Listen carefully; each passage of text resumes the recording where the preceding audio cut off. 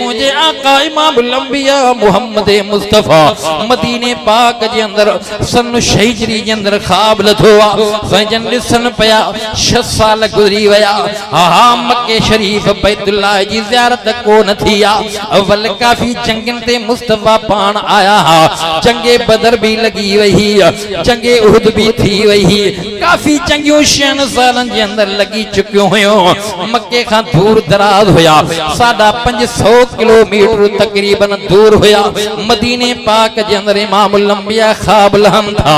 काबतुल्लाह जो तवाफ मा जमात समेत साहबन समेत यारन वफादारन समेत काबे जो तवाफ करे रहे हो सुबह जो ख्वाब जो इजहार साहब जे सामो थींदो पयो साहबा सब संभरी पया अर्ज कन पया साईं तवा जे डाले खलील ख्वाब लदो हो साईं रब काब के सचो कयो हो मुजा महबूब काफी साल गुजरी वयान अज दिल थी चाहे काबतुल्लाह जो तवाफ कजे उम्रो अदा कजे सजन फरमायो ऐलान कयो जेको पंजे रजा खुशी मर्जी सा हलन चाहे निकरी अचे रब्बे काबा जो कसम हेडे खलील जे ख्वाब ते हिकड़ो बच्चो इस्माइल मिना जे मैदान ते फुतवा होडे मोहम्मद रसूलुल्लाह जे ख्वाब ते 1500 जे करीब 1400 का मथे जानसार वफादार कुर्बदार संभरी निकता 500 किलोमीटर तय थी आयो हुदे भी वारी जगह ते मुस्तफा क्या फरमायो हेडे मक्के जे सरदारन के पतो पयो रुकावट अची वई मुस्तफा इमामुल अंबिया मुहम्मद मुस्तफा पंजे प्यारे सुने इमाम हसन इमाम हजरत उस्मान बिन अफ़्फ़ान रज़ियल्लाहु ताला अन्हु के कासिद बनाए करे वकील बनाए करे मक्के जे सरदारन सा गाल बोल करण जे लाए मोकिलियो हजरत उस्मान मक्के जे सरदारन सा अची मिलियो ओ मक्के जो सरदार हो रहे सो मुस्तफा इमामुल अंबिया जमात वठी करे जंग जे लाए को न आया हूं जंग कहीं बे मौके ते थींदी मुस्तफा ख्वाब लथो अजो सा काबे जो तवाफ कंदा से रहबर रसूल सा गड जमात घणिया असा जंग करण जे इरादे सा न आया हूं मुस्तफा ख्वाब लथो हजरत उस्मान के जालिम ने बंद कयो हजरत उस्मान के इए भी चयो वयो उस्मान तुझे लाए काबे जा दरवाजा खुलल उस्मान जी वणई काबे में तवाफ कर मकाम इब्राहिम ते नफिल पढ़ो ज़मज़म के पानी पियो ऐं हजरे असवद के बोसा दे हजरत उस्मान इनकार कयो ओ सरदार मुझो महबूबा का इंतजार जमात समेत करे उस्मान के जुगाए के थो जे काबे में वनी घिरे ज़मज़म जो पानी पिए हजरे असवद जी ज़ियारत करे ये हरगिज़ कोन थींदो तलफ कलामी थी पई हजरत उस्मान साईं के बंद कयो वयो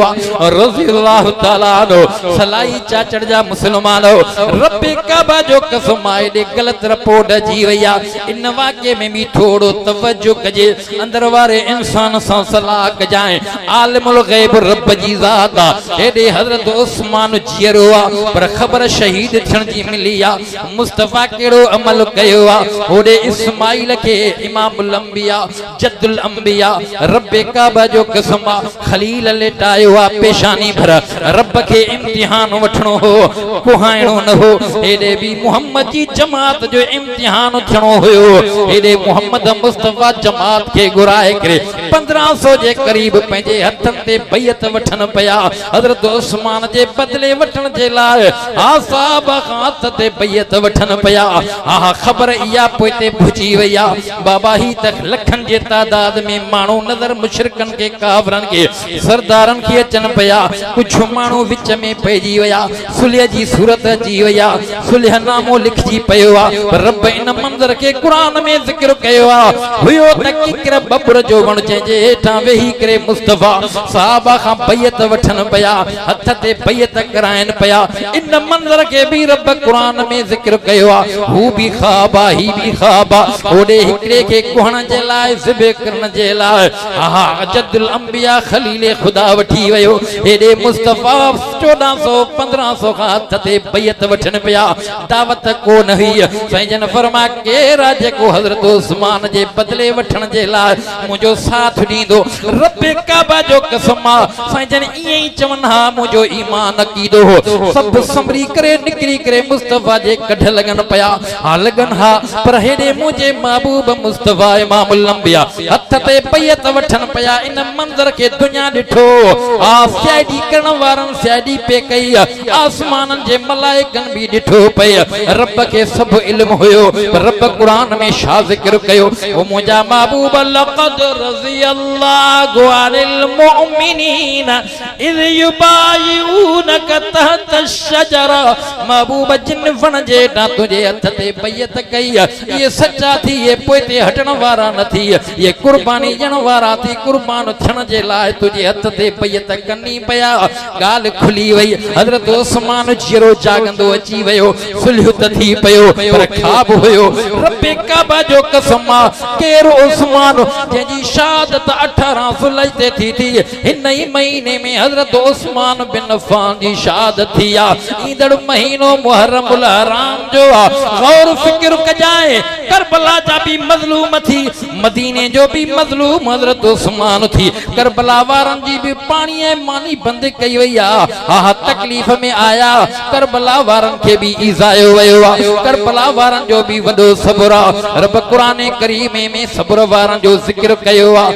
कुरान का पूछा कयो सब्र वारन जे लाइ रब केड़ी वाधाई जिक्र कया फरमाया या अय्युहल्लज़ीना आमनुस्तईनु बिस्सब्रि वस्सलाह इन्नल्लाह मअस्साबिरीन रब दो फरमाए जने बानन मुंजन के तकलीफ अची वने वो एक सब्र कन वो नमाज न छडन मां अल्लाह उनन सा गडवा करबला जे शहीद इमाम हुसैन संदद साथन समेत एडो सब्र कयो नमाज न छडिया करबला मां भी सबक मिलंदो पयो ओ दुनिया जो इंसान असा जो इमाम हुसैन भी मजलूम करबला जा 70-72 शहीद भी मजलूम थी पर मदीने जे मजलूम हजरत उस्मान जा थोड़ा उम्मत लाई न सगंदी इन जे मथा भी तकलीफन जा अंबार थी हजरत उस्मान जे शहादत जो गवाह क़यामत जे ॾियारे कुरान थी रब्बे काबा जो कसम कई शहीद जे शहादत जी गवाही बदर जो मैदान कई शहीद जे शहादत जी गवाही उहद जो मैदान उहद जी पहाड़ी दींदी कई शहीद जे शहादत जी गवाही मुसल्लो नबवी दींदो पर क़यामत जे ॾियारे हा क़यामत जे ॾियारे करबला जे शहीदन जी गवाही करबला जी मिट्टी दींदी पर हजरत उस्मान जी 18 जुलाई ते शहादत थी क़यामत जे ॾियारे हजरत उस्मान जे शहादत जी गवाही रब जो कुरान नींदो अज वो कुरान पयो अजायब घर जे अंदर पयो जे कुरान जी तिलावत हजरत उस्मान करे पयो खून हजरत उस्मान जो कुरान जे वर्कन ते गिरे पयो ये आयतूं गवाह थी अज भी कुरान मौजूद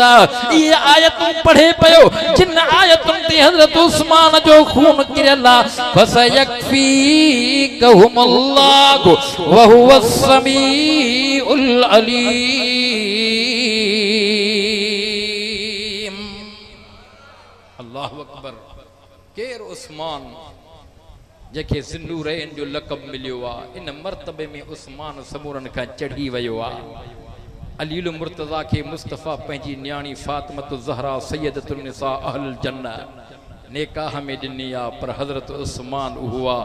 एक नेकाह में न्याणी मिली फौत थी वही मुस्तफ़ा जे मौजूदगी में वरी संजन दिल जाए दई करे फरमाओ उस्मान गणती न कर बी न्याणी तोखे परणाया नेकाह में जा हाओ उस्मान बी न्याणी आका जी तोखे मिली वही ज़िन्नूरैन जो लक़ब तू खणी वे सोना उस्मान तुझो एहसान उम्मत अज ताईं न लाहे सगंदी छो त मस्जिद नबवी में प्लाट खरीद करण वारो तू ऐं जेको मदीने पाक जे अंदर कौड़ो खूह खोड़ होया पर मिठो बेरे रूम खरीद तो कयो उस्मान जंगे तबूक में 1000 उठन जो तो मोकलियो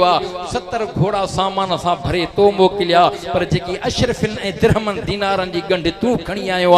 बुखारी शरीफ में असा पढ़ियो डिठो त आका उन गंढ के दिरहम दीनारन के बुक में खणी करे ही जुमला चवन पिया मा ज़र उस्मान जो वडियो कुर्बानियों थी